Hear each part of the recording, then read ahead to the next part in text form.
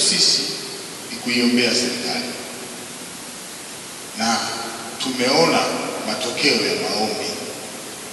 Hata ilipofika wakati ambao ulikuwa tete, sisi tulibaki na maombi na tumeendelea kumlilia Mungu na tunaendelea kuona amani inaendelea kutawala.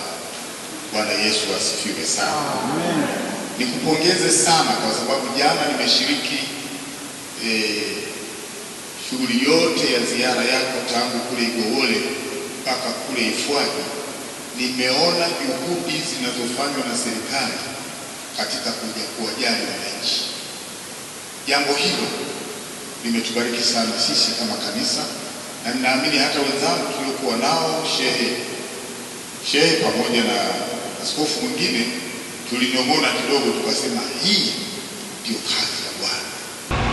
Sisi ndani ya serikali kama ambavyo baba umesema, tutaendelea kutimiza wajibu ili kuweza kuhakikisha ustawi wa Watanzania unapatikana kwa kila Mtanzania, tukilinda haki, tukihimiza wajibu kwa kila Mtanzania na tukihimiza wajibu kwa serikali kutimiza kwa wananchi wake.